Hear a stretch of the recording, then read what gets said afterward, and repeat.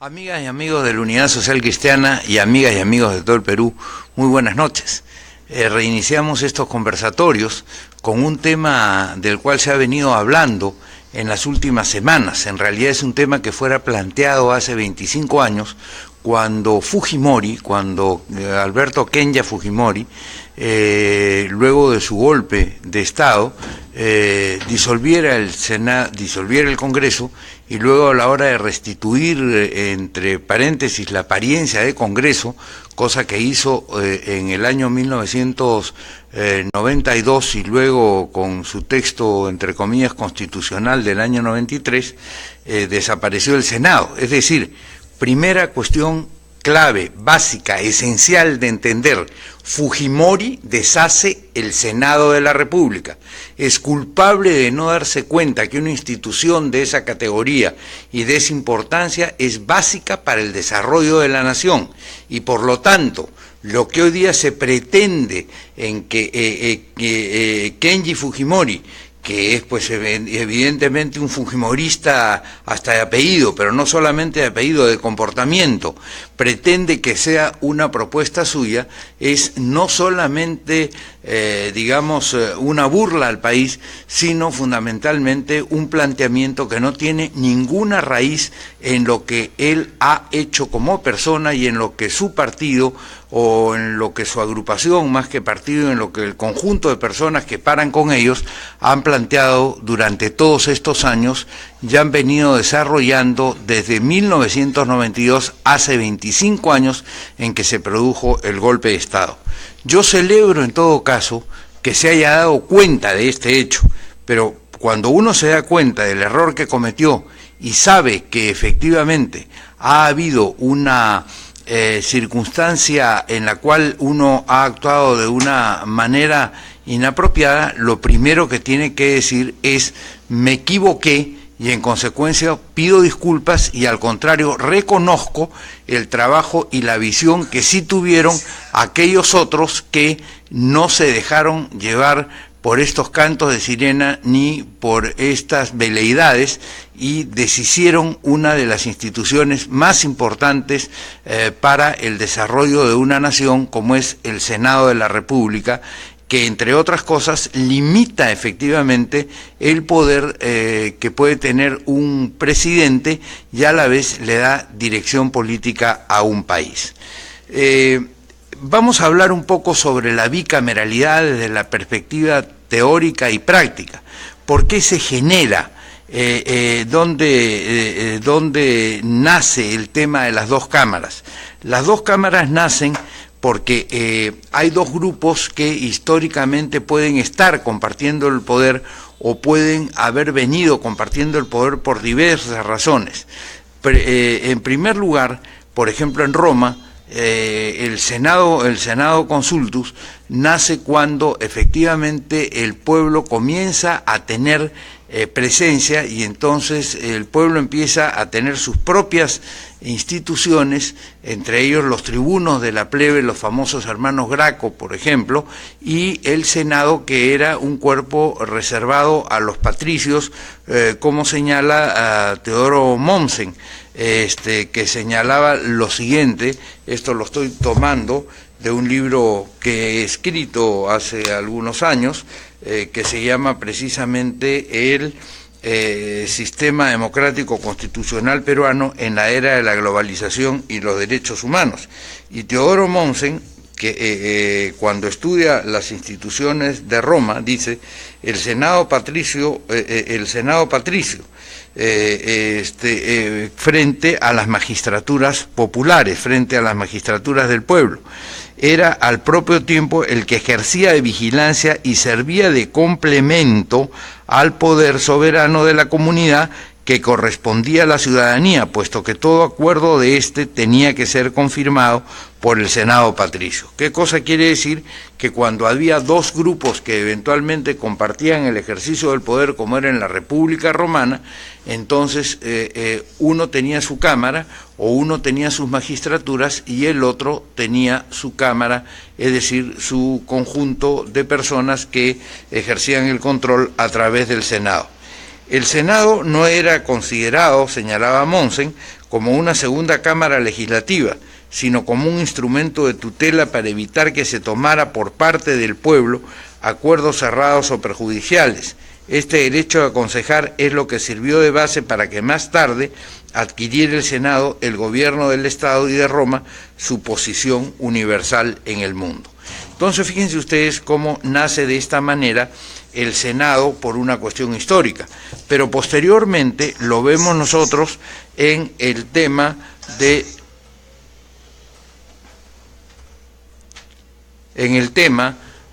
Inglaterra.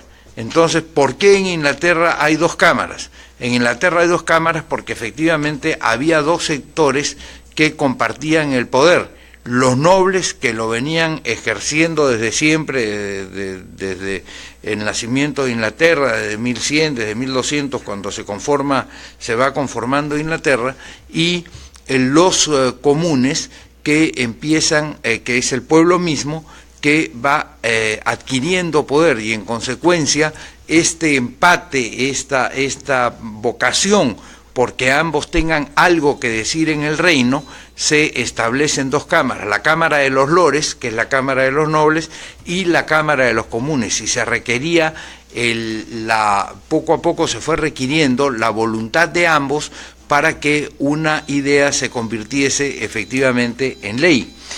Posteriormente, poco a poco, el Senado va quedando como una cámara de consulta, pero siempre de dirección política. En los Estados Unidos se genera el Senado y la Cámara de Representantes porque había la necesidad de, por un lado, graficar la existencia del Estado federal y en consecuencia la independencia de cada estado, y eso se le otorga al Senado. Es decir, en los Estados Unidos cada estado, sea muy pequeño o muy grande, tenga pocos o tenga muchos habitantes, tiene dos senadores y representan la independencia, o más que la independencia, la entidad política de cada una de esas organizaciones. Por ejemplo, Virginia tiene dos senadores, Texas, que es uno de los estados más poblados, junto con California, que es el más poblado, tienen dos senadores, y Alaska, que es el estado menos poblado, tiene dos senadores.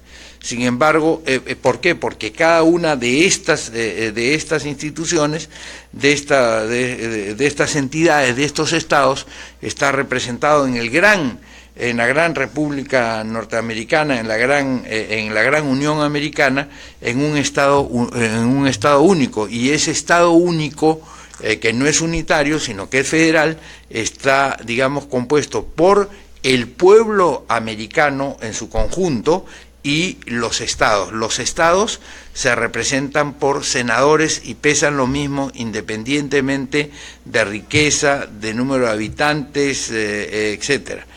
Sin embargo, tenía que estar representado también el pueblo en su conjunto, y entonces generan la Cámara de los Representantes, donde ahí sí el número de representantes de cada estado viene en relación al número de habitantes que tiene.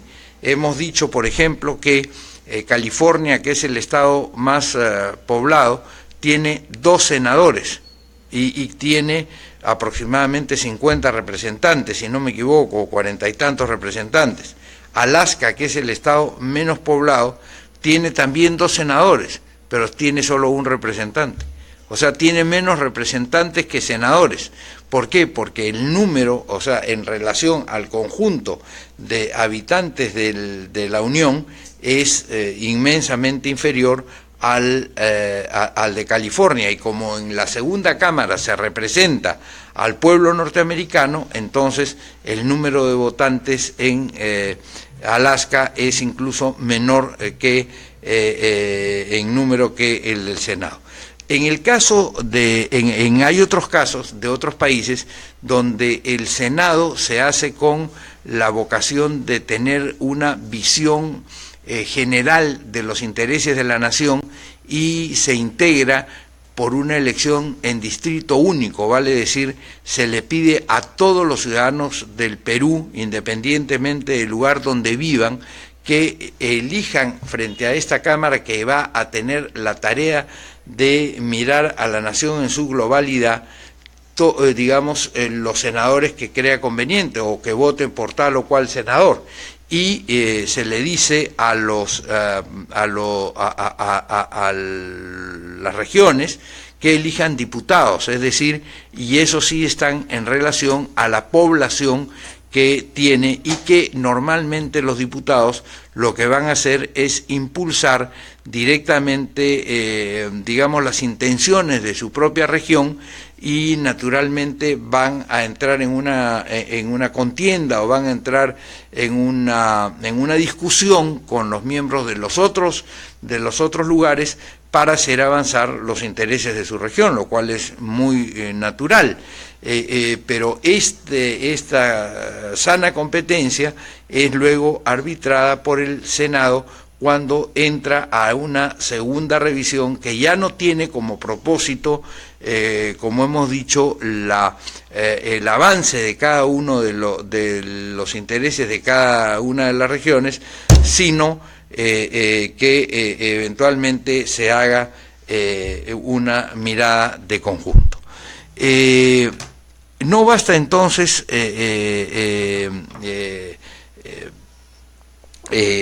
entonces hablar en general del Senado si es que antes no se entiende por qué razón es que nace el Senado y cuál es el objeto, cuál es el propósito de hacer un Senado en una república como, digamos, institución importante.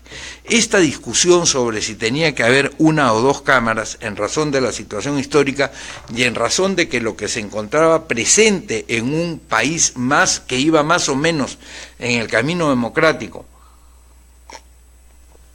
como era Inglaterra, que no tiene el proceso de revoluciones, sino un proceso de evolución gradual, es decir, lo interesante de Inglaterra como nación, o de la Gran Bretaña, es eventualmente cómo evolucionan sus instituciones, no necesariamente con revoluciones como la Revolución Francesa o incluso como la ruptura de los estados latinoamericanos frente a España, o de los propios Estados Unidos frente a Inglaterra.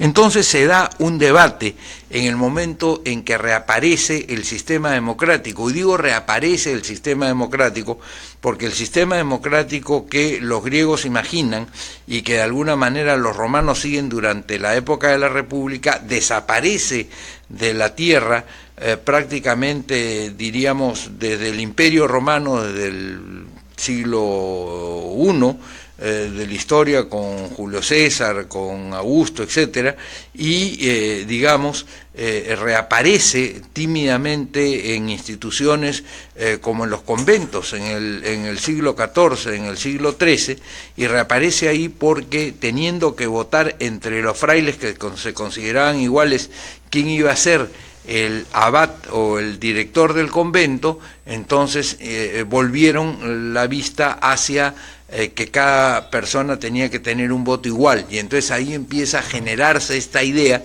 de que cada miembro de una organización tenía que tener un voto, y termina siendo ya después absorbido por los pensadores que plantean ya la restitución democrática, una contradicción entre una y otra cámara, que una diga sí y la otra diga no.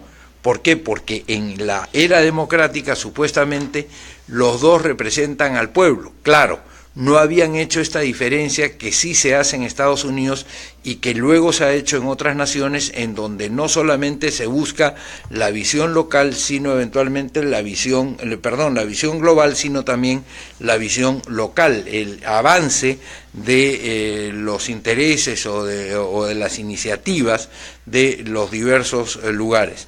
Y el abate Sieyès señalaba: si las dos asambleas están de acuerdo, la segunda es innecesaria, y si están en desacuerdo, la segunda es detestable, decía el abate Sieyès. Esos eran los argumentos de los unicameralistas. Pero Washington, que digamos es uno de los arquitectos, aun cuando no haya sido Jefferson, aun cuando no haya sido uno de los federalistas cuyas opiniones vamos a ver después. Washington, que fue un político que hizo una nación, el presidente de los Estados Unidos, el primer presidente que gobernó durante 8 años esa nación y que tuvo la grandeza de no pretender ir a una tercera reelección porque él mismo entendió la importancia del recambio en el sistema político y no, la entronización de una persona como si fuera indispensable. Washington le decía a Jefferson, cuando una vez discutían, porque Jefferson estaba muy influido por las ideas francesas, y entonces Washington le dice, no, es necesario el Senado. ¿Y cómo se lo graficó? Entonces mandó traer el té, porque estaban conversando en horas de la tarde, en la casa del expresidente de los Estados Unidos, y entonces ordenó que le sirvieran el té. Y entonces lo que hizo Washington fue servirse el té de la tetera al platito que va debajo de la taza del té y esperar que el té se enfriara antes de tomarse. Jefferson se lo tomó y, por cierto, se quemó la lengua, es decir, lo sirvió en la taza, se lo tomó y se quemó la lengua. Entonces Washington le dijo, eso es lo que sucede, por eso es que es necesaria la segunda cámara, porque las leyes, las cosas tienen que pensarse, tienen que madurarse, tienen que enfriarse y no se pueden hacer apresuradamente, todo tiene su momento. Y en consecuencia esa reflexión es esencial para poder dar buenas leyes, no solamente para tomar el té sin lesionarse la lengua. Entonces, digamos, desde una perspectiva práctica le plantea este tema, ¿no es verdad? Y Linares Quintana, que cita a Padoray, señala, una segunda cámara sirve como freno contra la legislación apresurada e irreflexiva, que es lo que nos ha venido sucediendo desde 1993, o de 1992, cuando hay un problema, inmediatamente a tambor batiente los medios que están de acuerdo con el régimen, y más aún en la época en que estaban comprados, salían con, con titulares a toda página, y los parlamentarios de una sola cámara prácticamente se sumaban al coro y terminaban aprobando una ley entre gallos y medianoche y sin mayor reflexión, ¿no es verdad? Y esto ha provocado muchas leyes apresuradas e irreflexivas, de las cuales hoy día nosotros mismos nos dolemos de que existan. Y una segunda cámara, dice, constituida de manera diferente, y si es posible con calidades intelectuales superiores o suplementarias, tiende a frenar tales tendencias y conduce a una consideración serena y cuidadosa de los proyectos legislativos. Y entonces fíjense ustedes cómo se dan estas dos ideas o esta idea fundamental de por qué tiene que haber una segunda cámara. Y Finner dice también, cuando habla de la importancia de la segunda cámara, contestándole a Seguíes, dice, si las dos cámaras están de acuerdo, es mucho mejor, no es que sea innecesaria, sino que es la ratificación de una reflexión madura. Y en segundo lugar, es mucho mejor para nuestra creencia en la sabiduría y la justicia del derecho. Pero si están en desacuerdo, no es, como decía Sieyès, detestable, sino es la oportunidad de que el pueblo reconsidere su actitud. Y eso es lo que hoy día necesitamos en el Perú y en general en el mundo, que cuando hay una suerte de ebullición por cualquier circunstancia concreta, se pretende al día siguiente dictar una ley donde prácticamente se le pone como pena las 10 plagas de Egipto a cualquiera que haya ido en contra de ese punto de vista, sin darse cuenta que eso puede significar la parálisis del país o, el apartamiento de la vida política de gente que puede entrar a esta actividad de buena fe y con gran competencia y dejar de lado a la medianía o a la mediocridad. Entonces, en ese sentido, la segunda cámara es importante y así lo pensaron también Madison y Hamilton, autores de un libro muy interesante que yo les recomiendo a todos ustedes, que se llama El Federalista, donde explica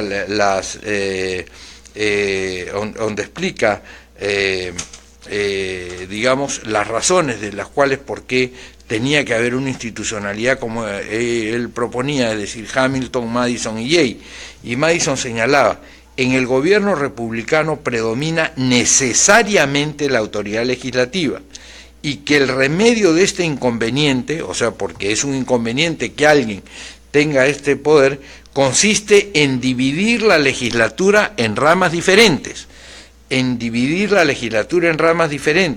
y que de una segunda rama de la legislatura, compuesta de miembros en menor número y con mayor madurez que la otra, debe esperarse que corrija muchos errores y fallas en la actuación de esa primera, y que la controle de cualquiera pasión o precipitación, y siendo como la otra electiva y responsable, se rebustece la posibilidad que la voluntad y el interés de sus miembros comunes sean adecuadamente satisfechos. Y como decía Domingo Faustino Sarmiento, el prócer argentino, por hábito tenemos particular afición, las cámaras únicas, dice, a que por hábito tenemos particular afición, tienen para volver a ellas el inconveniente de su omnipotencia, que es una verdadera tiranía, y el de su debilidad para defender las instituciones mismas de que proceden. Y hemos visto, el Senado de la República efectivamente ejercía un control sobre el presidente de la República. Sin embargo, estas cámaras únicas lo único que han hecho durante todo este tiempo es seguirle el amén, y especialmente al dictador. Nadie recuerda de ninguna actitud valiente del Congreso de la República, ni en ninguna posición firme del Congreso de la República durante la época de la dictadura de Fujimori. En consecuencia, todo lo que se dice respecto a esta suerte de utilización de las dictaduras de la Cámara Única es precisamente eso, es decir, la sumisión del Poder Legislativo. ¿Qué cosa tiene Venezuela, que es una dictadura de todas maneras? Abolió el Senado de la República y se quedó con una Cámara Única a la que maneja de la manera como vemos hoy, mañana y a cada rato. Entonces se dan ustedes cuenta cómo las cámaras únicas son utilizadas especialmente,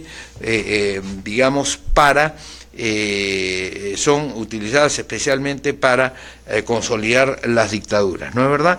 Y Hamilton decía lo siguiente: son varias las razones, decía Alexander Hamilton, ¿no es verdad?, también en El Federalista,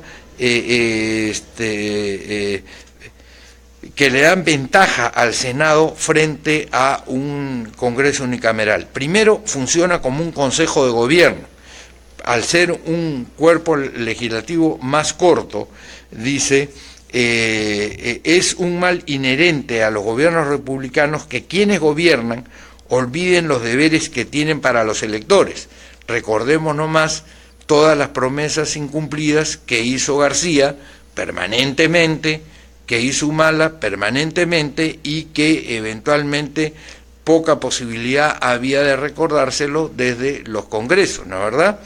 Traicionando la confianza así en ello depositada.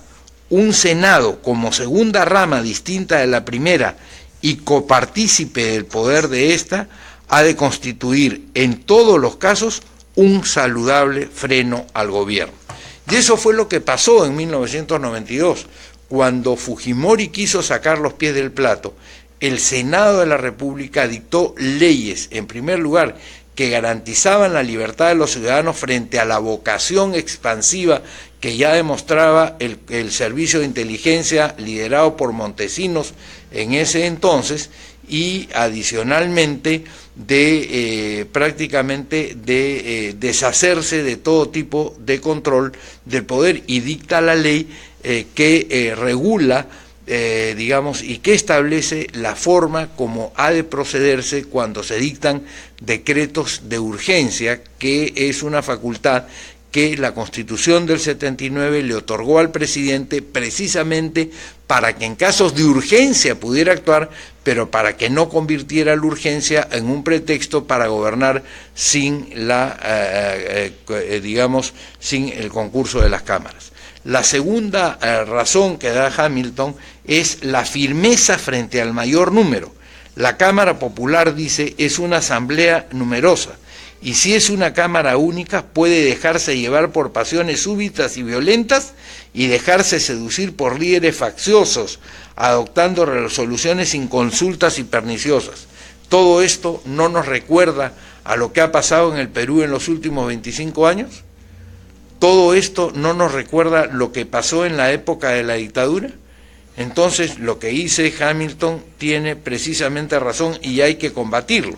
Y entonces señala adicionalmente, para corregir este achaque se necesita frente a ella una Cámara menos numerosa que posee una gran firmeza y ejerza sus funciones con prestigio y mucha autoridad. La tercera razón que da Hamilton es que el Senado implica un contrapeso frente a los intereses locales o particulares. Y esto es muy importante porque precisamente con el desarrollo de la vida moderna ya no solamente son los intereses locales, sino los intereses específicos de las distintas empresas que efectivamente empiezan a ver de qué manera se encaraman en el Congreso o se meten por cualquier vía en el Congreso para dirigir las normas en su propio beneficio. Lo hemos visto hace poco en una norma que se dictó para estas empresas que construyen torres para que pongan los elementos de repetición de las empresas telefónicas, ¿no es así?, donde prácticamente podían apropiarse de cualquier lugar del territorio de la República gratis y sin necesidad de pagar nada, y además emitiendo y dispersando todas sus ondas sin saber si son ahora benignas o malignas, y en el lugar que les dieran la gana, rompiendo todas normas de ornato, derecho a la propiedad, derecho a la salud, etcétera, etcétera. Pues muy bien, entonces cuando hay una norma, cuando hay una segunda cámara, el Senado precisamente lo que ha de corregir es la falta de contacto con los objetivos y principios generales de la legislación que puede tener una Cámara baja, cuyos representantes provienen en su mayor parte de actividades de carácter particular y han ejercido el cargo por un breve periodo. Lo que sucede es que cuando se instala el Senado y el Senado queda, lo más probable es que se forme, como vamos a ver, en cada país una élite política, es decir, un grupo de gente que toma el Estado como, digamos, como una tarea, y en consecuencia empieza a desarrollar habilidades para mejor manejar los intereses del país, ¿no es verdad? Y finalmente una visión permanente frente a la mutabilidad.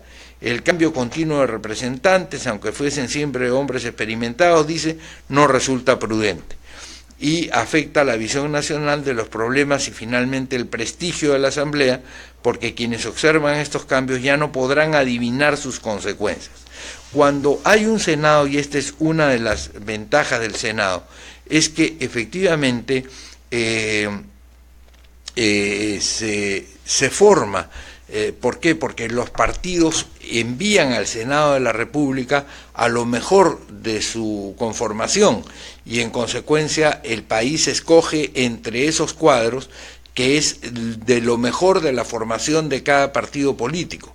Y ustedes lo han podido ver en los distintos senados que ha tenido en la República, con Sánchez, con Prealé, con Villanueva del Campo, con Jorge Lozada Estamburi, con Enrique Vaca, con Mario Polar, en fin, con don Moisés Wall, con Felipe Osterling, con Enrique Bernales, con Ricardo Begallona, con Beatriz Merino, con Pancho Guerra García, con Javier Díez Canseco, es decir, con una cantidad de personajes que le garantizaban al país una discusión de altísimo nivel, cámara a la cual, como en el caso de Javier Valle Riestra, llegaban después de haber tenido una actuación importante en la Cámara de Diputados. Fíjense ustedes, entre el Senado de 1990, entre la Cámara de Diputados del 90, candidatearon aproximadamente entre 36 y 40 diputados para ser elegidos senadores, que solo eran 60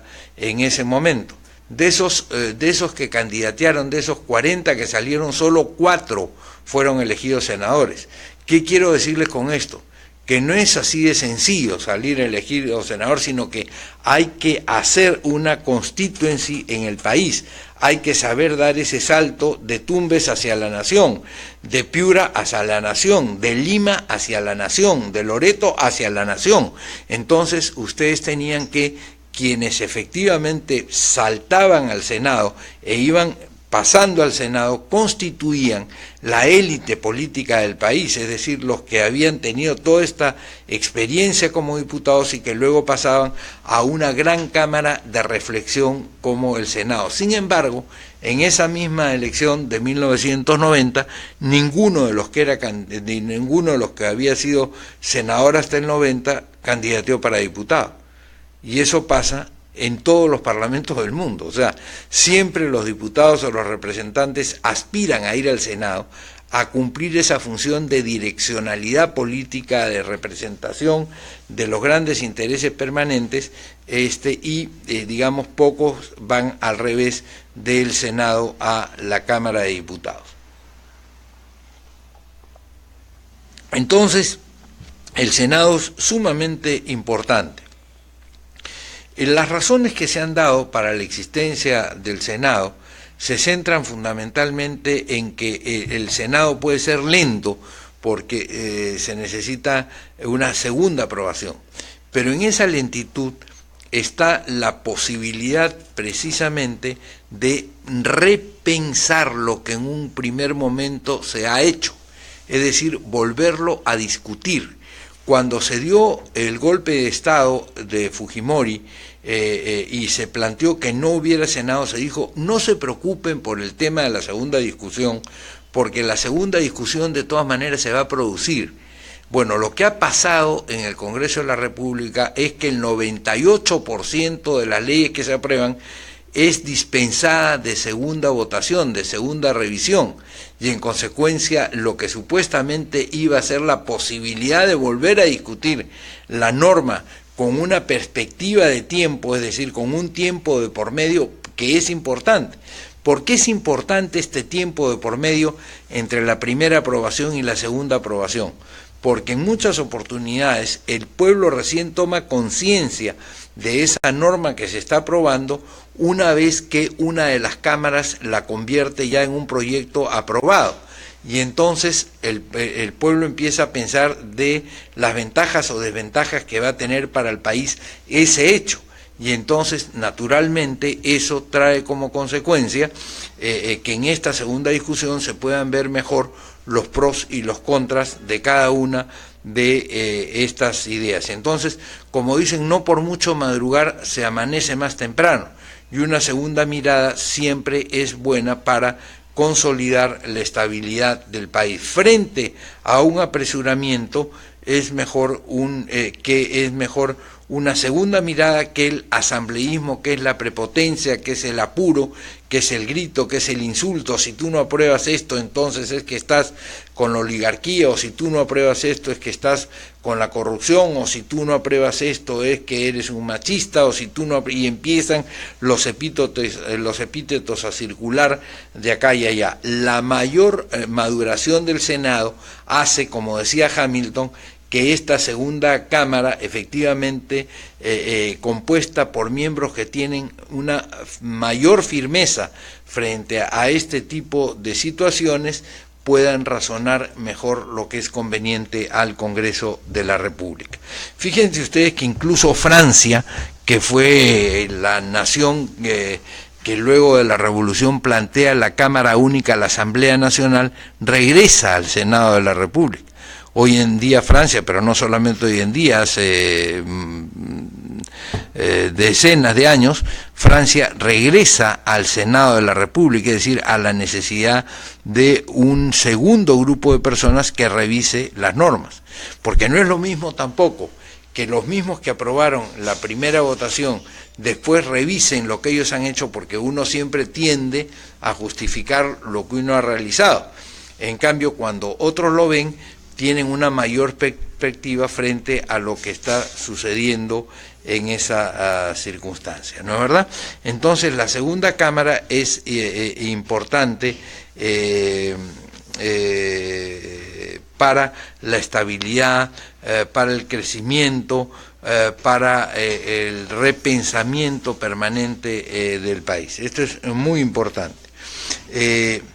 El Senado en el Perú se da desde 1828, este es un tema que quiero compartir con ustedes. Desde 1828, de la Constitución de 1828, el Perú tuvo Senado, y la única oportunidad en que dejó de tenerlo fue en una Constitución que se aprobó un poco apresuradamente en 1867 y que no tuvo ni meses de vigencia. En consecuencia, naturalmente, eso acaba de pasar mi amigo Ismael, que es precisamente voluminoso frente a la cámara. Pero bueno, lo interesante es que digamos, en 1867 hemos tenido la única otra oportunidad en que no hubo Senado, y esa es una Constitución que no duró ni meses. Es decir, toda la historia republicana del Perú, hasta que Fujimori dio el golpe de Estado, tuvimos un Senado de la República, una segunda Cámara. Pues muy bien,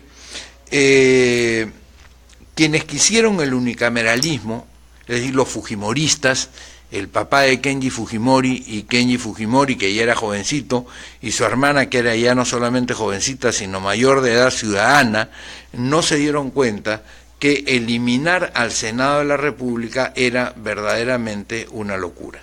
Y era una locura porque, digamos, desaparecía todas estas posibilidades de las cuales venimos conversando el día de hoy, y han sumido al Perú en un sótano legislativo verdaderamente preocupante.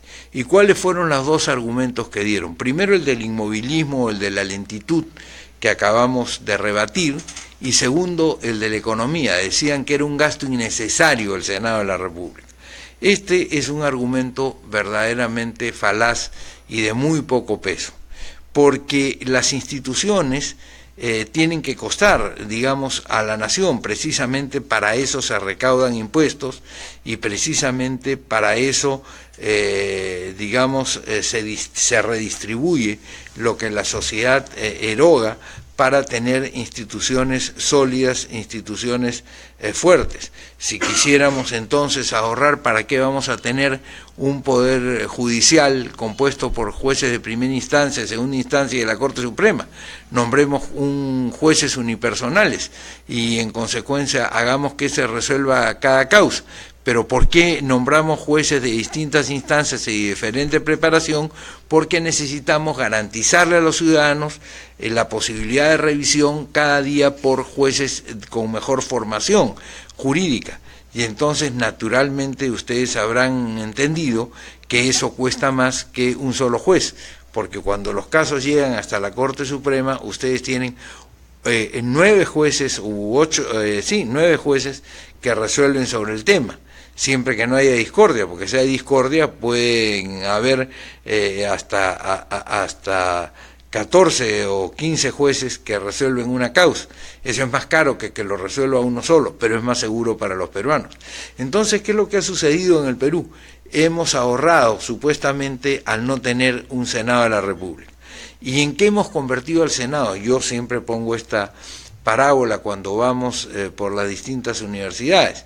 Imagínense ustedes que queremos comprar un carro porque queremos dar una vuelta a Sudamérica, o porque tenemos un negocio en el que efectivamente tenemos que llevar nuestra mercadería por todo Sudamérica. Entonces convocamos a todos los fabricantes de carros, a todos los fabricantes de camiones, y les decimos: pónganse ustedes aquí en este lugar y empiecen a decir cuáles son las bondades, las ventajas de lo que ustedes fabrican. Entonces viene la Volvo, la Scania, la Mercedes-Benz, en fin, la Toyota, todos empiezan a venir, todos los fabricantes de autos. Y vienen también los ticos, vienen ¿no es verdad?, los distintos autos. Y claro, ustedes si eligen, pueden elegir un auto más barato, un tico, pero con un tico van a dar la vuelta a Sudamérica, con un tico van a tener problema en llegar a Ticlio, y en consecuencia no van a poder dar la vuelta a Sudamérica. Van a tener un congreso más barato, por supuesto que van a tener un congreso más barato, pero ese congreso más barato no va a servirles para el fin que ustedes quieren. Y lo que nosotros queremos en el Perú es tener un congreso que le dé dirección política al país y que adicionalmente permita todas estas funciones de seguridad, de mejor debate, de las cuales hemos estado hablando, ¿no es verdad? Entonces, lo que hemos llegado a tener en el Perú, gracias a Fujimori y a los fujimoristas, es un tico parlamentario. Hoy día, en vez de tener un Mercedes-Benz parlamentario, o en vez de tener un Scania parlamentario, o en vez de tener un Audi parlamentario, tenemos un tico parlamentario, y de repente a veces ni siquiera un tico, sino hasta un mototaxi parlamentario, ¿no? Es más barato, sí es más barato, pero no sirve para nada de lo que los peruanos quisiéramos que sirviera un parlamento. Entonces, dichas estas cosas, quiero insistir en que este tema del bicameralismo es esencial para la República, ha sido planteado por nosotros, por quienes conformamos la Unidad Social Cristiana desde el primer momento que se dictó el golpe, lo hemos sostenido cuando muchos de los que hoy día se pasan a la otra tribuna adversaban la idea del bicameralismo y sostenían las tesis del fujimorismo, y lo seguimos sosteniendo ahora, no solamente por razones, digamos, coyunturales o por razones de querer aparecer en los medios, sino fundamentalmente por razones teóricas y por razones de principio que son esenciales para el desarrollo de la nación.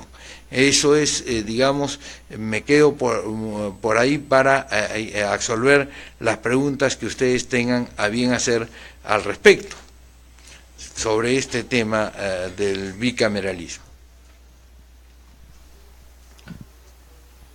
¿Qué preguntas tenemos de nuestros amigos de todo el país? Porque estamos conectados con todo el país.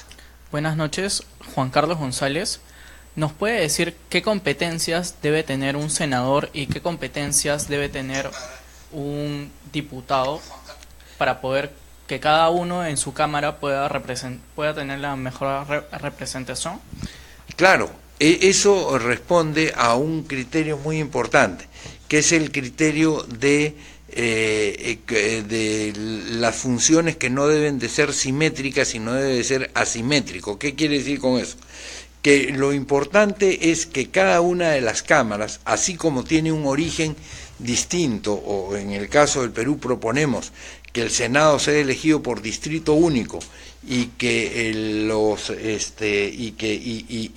los diputados sean elegidos por las regiones, también tenga que haber funciones diferenciadas. Por ejemplo, lo que son funciones políticas, la interpelación y la censura a los ministros, que pueda recaer en la Cámara de Diputados, pero que lo que es el nombramiento de los altos funcionarios de la Nación se recaiga en el Senado de la República, porque digamos, cuando nombramos un embajador o cuando designamos a los altos mandos de la Fuerza Armada, o a los jueces de la República, lo que estamos haciendo es nombrándolos en nombre del país en general, y esa mayor visión viene dada normalmente en el Senado de la República. Segunda, por ejemplo, la iniciativa política debe pertenecer, según nuestro criterio, a la Cámara de Diputados. ¿Esto qué quiere decir? Que las leyes, los proyectos de leyes deben de iniciarse en la Cámara de Diputados, discutirse y aprobarse en la Cámara de Diputados. Si es que y luego pasan al Senado para su revisión. Pero esa revisión, y este es uno de los temas que proponemos nosotros en Unidad Social Cristiana,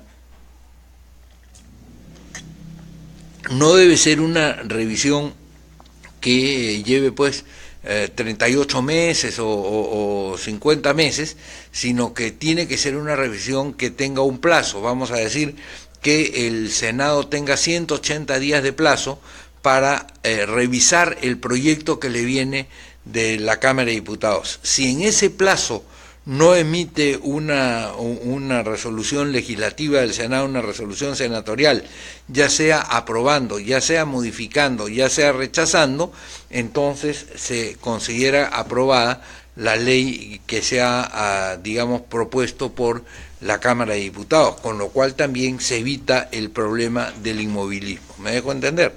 Esa es una segunda diferencia. Tercero, el tema de la edad.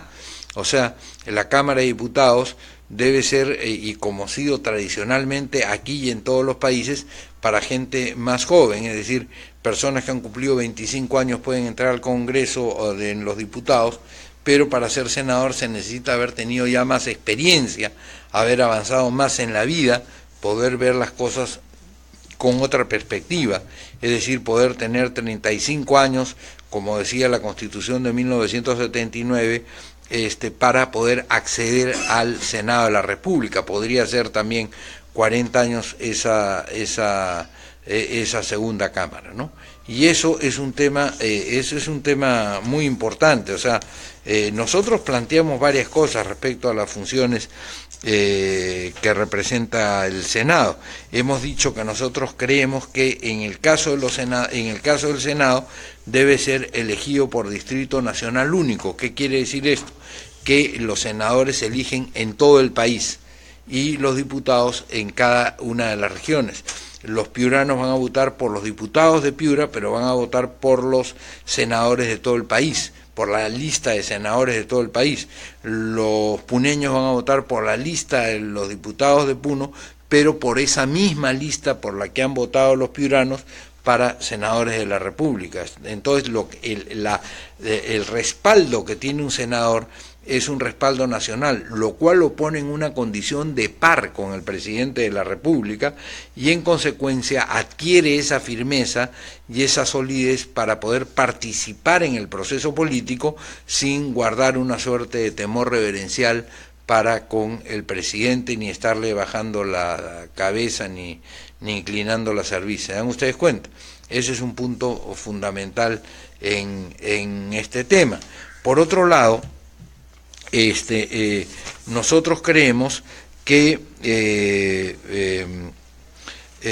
al igual que en la Cámara de Diputados debe haber una valla electoral para la participación, una valla electoral mínima para poder acceder al Senado de la República, ¿no es verdad? Es decir, como sucede en la Cámara de Diputados, que es una idea que viene de la Constitución alemana de la posguerra.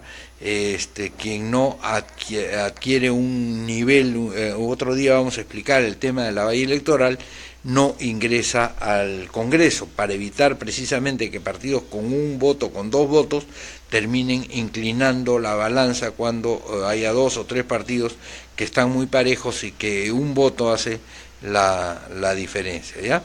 Después, por ejemplo, en el caso de la duración del mandato del Senado, nosotros pensamos que la duración del mandato del Senado debe ser mayor incluso que la del término presidencial, para darle estabilidad más allá del presidente al régimen y además para independizar al Senado, para que el Senado pueda independizarse del propio presidente y desarrollar con mayor tranquilidad sus funciones de control, y hacer una renovación por tercios en el Senado, que otro día vamos a explicar también cuál es la ventaja de la renovación por tercios frente a lo que es la renovación total de las cámaras. No es como cree la gente que en la renovación por tercios sale primero el más burro.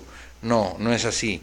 Y además no es que su mandato va a durar menos, va a durar igual, solo que va a comenzar en un momento distinto. La renovación por partes tiene otro propósito en el derecho constitucional y eso lo vamos a ver más adelante, ¿no?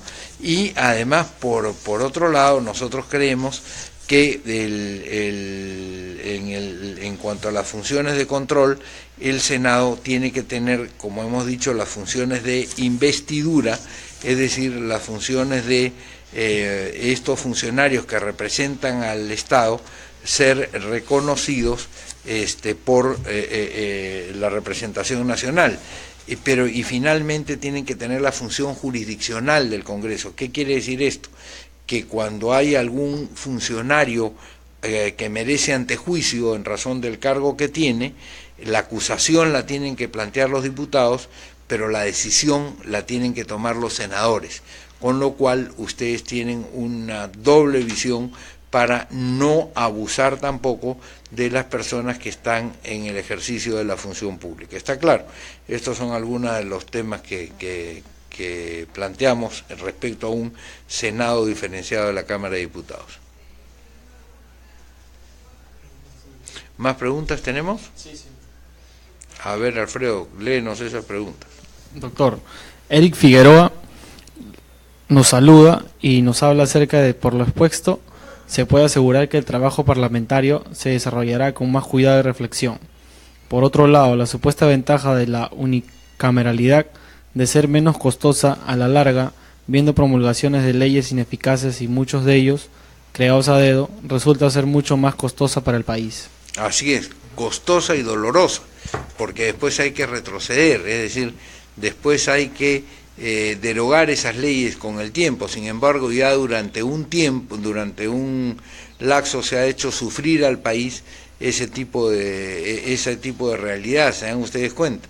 Entonces, el Senado, la mayor reflexión permite evitar este tipo de abusos, ¿ya?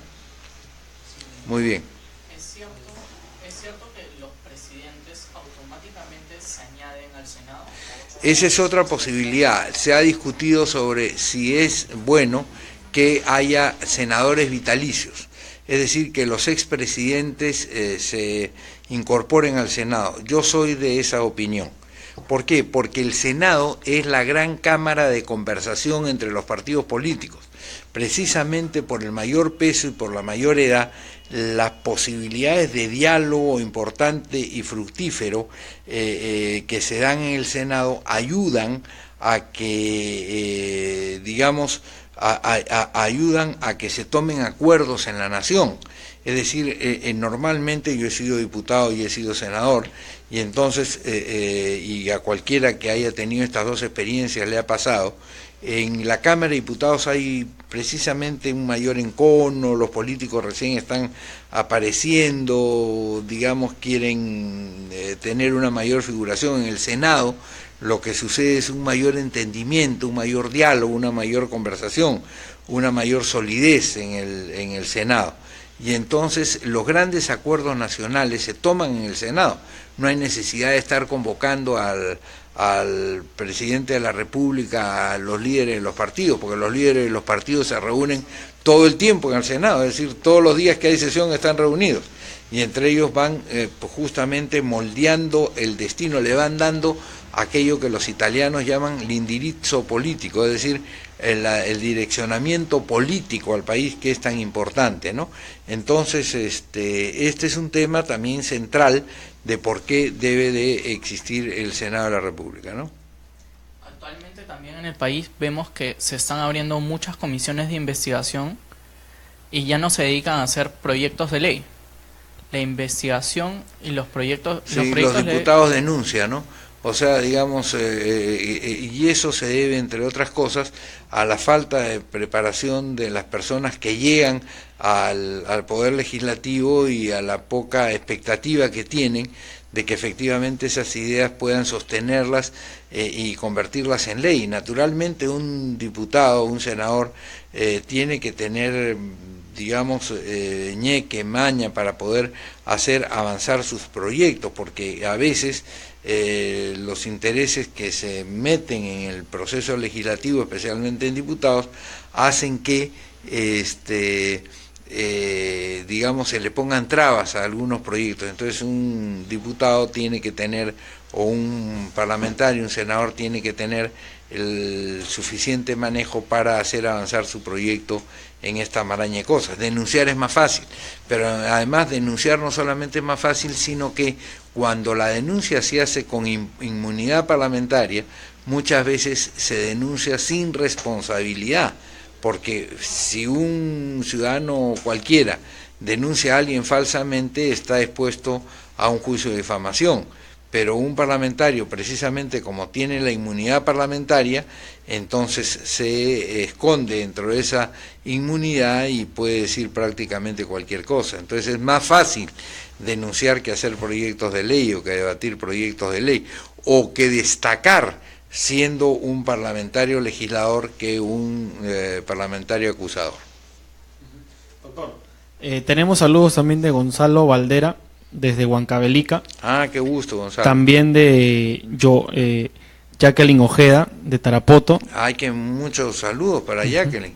Y la pregunta de Ludwig José Pulgar nos pregunta, habiendo una doble cámara, ¿se debería aumentar el número de congresistas? Sin ninguna duda, y no hay que tenerle miedo a eso. Es decir, el Perú es un país infrarrepresentado. Nosotros tenemos casi el mismo número de parlamentarios que Israel. Israel es un país chiquitito que tiene mucho menor población que la nuestra y una extensión territorial que debe de ser similar a la provincia de Lima. No estoy hablando del departamento de Lima o a la región Lima, sino a la provincia de Lima.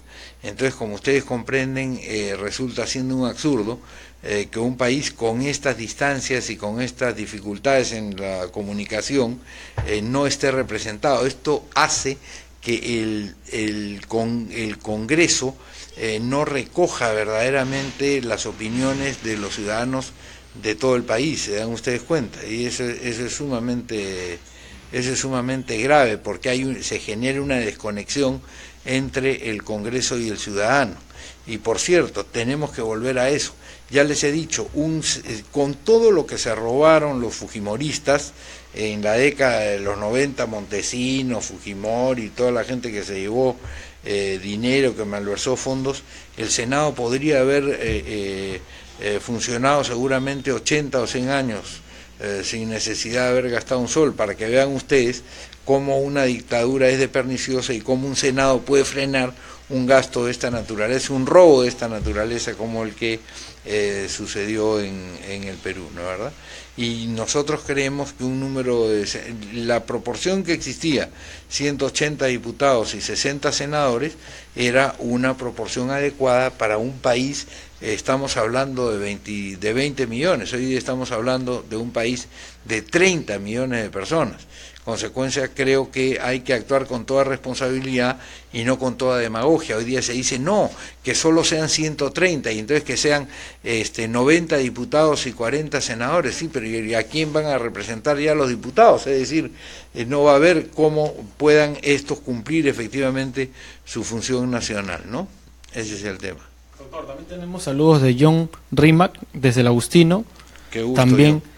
A Cristian Alagón Martínez desde el Cusco. Claro, con ese apellido, Cristian, y con Cristian estuvimos la última vez en la Universidad del Cusco, en la Universidad Andina, sí.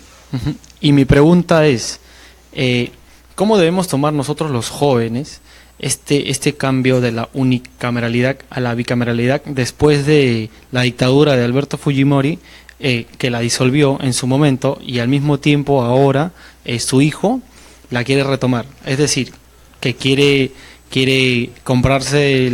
quiere ganarse las indulgencias con avemarías ajenas, a pesar de haber sido él el que cometió el pecado, no el partícipe del pecado, ¿no es verdad? Vamos a decirlo de alguna manera. Bueno, lo que nosotros tenemos que decir es que lo que el pueblo peruano siempre tiene que averiguar para tomar cada decisión es qué cosa hay detrás de cada una de estas personas que plantea estos temas, me dejo entender, para no dejarse embaucar, porque quien no tiene raíces democráticas es muy difícil que produzca frutos democráticos. Es decir, como dice el refrán, no se le puede pedir peras al olmo. Entonces hay que preguntar, ¿este joven es olmo o es pera? Bueno, si es olmo, entonces no le podemos pedir peras. Lo que va a producir, lo que va a dar siempre es olmos.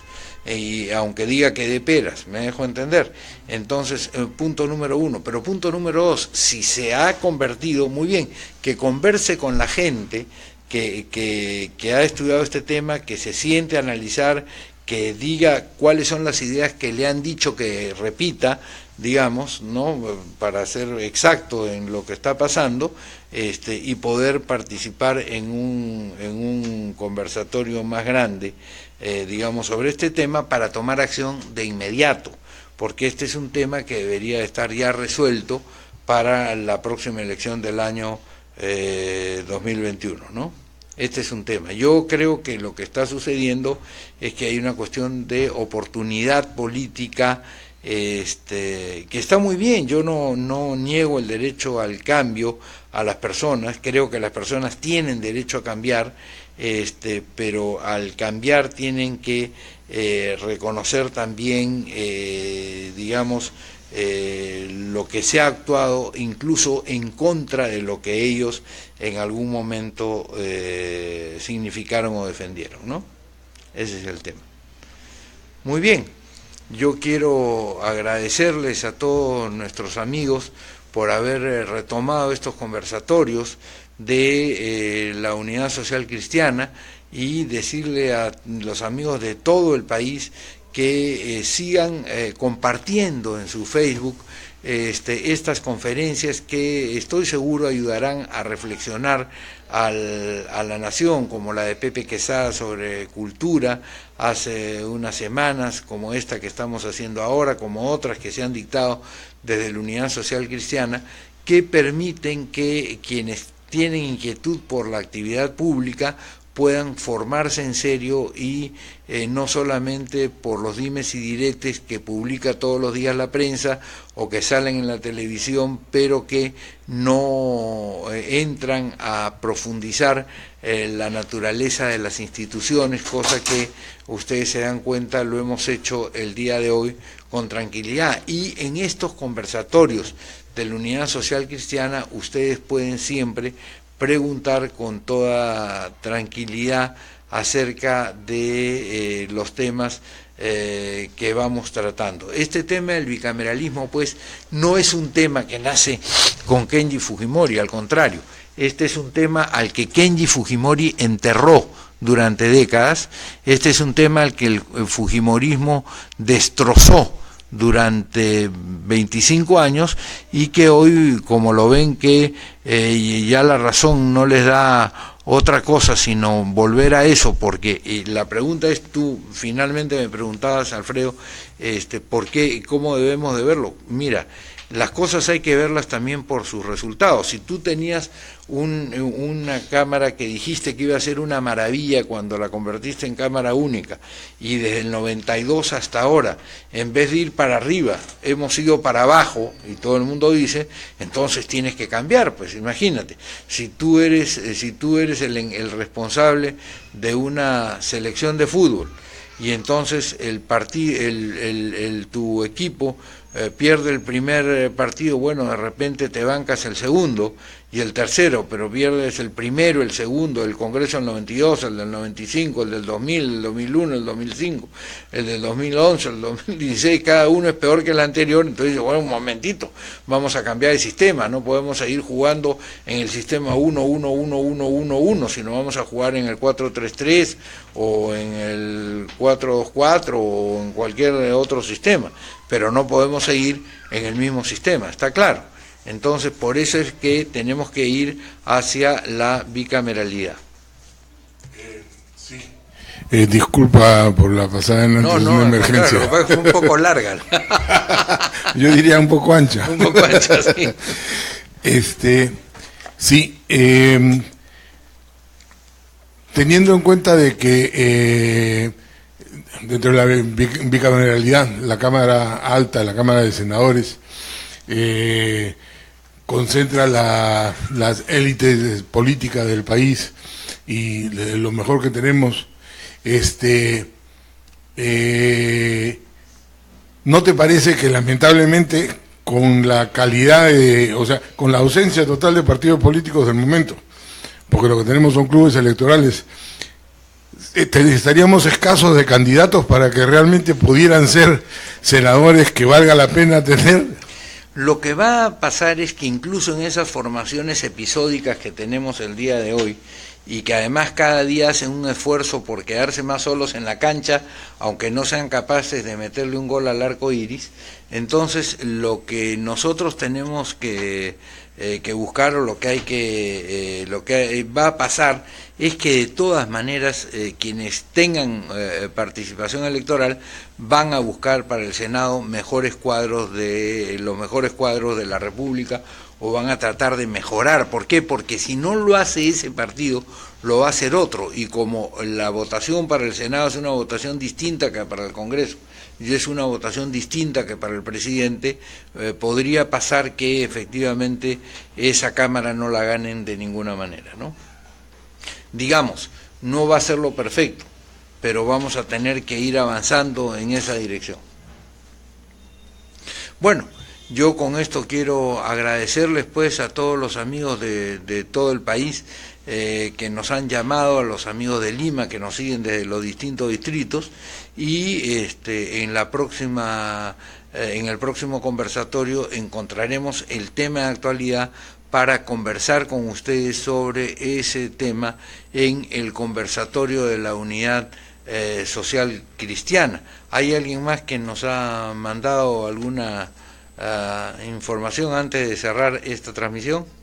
James Peter Segama les manda saludos de Huacho. Claro. Sí, y gracias por escuchar, y es un placer escucharlo nuevamente. No, Peter es un joven abogado muy competente. Muchas gracias, Peter, por seguirnos.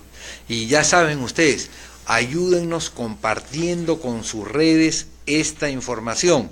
Ahora que termina esta información, todo lo que han visto, yo les pido que entren a sus redes y hagan compartir en su Facebook, y que inviten a sus amigos a que a su vez compartan la información, de tal manera que podamos tener un debate alturado y de calidad, y no dejarnos sorprender por, digamos, audacias como esta de pretender pasar la idea del bicameralismo como si fuera propia al fujimorismo, que fue precisamente el que destrozó el sistema bicameral en el Perú. Muchas gracias a todos ustedes, y con mucha fe en el Perú seguimos en la Unidad Social Cristiana.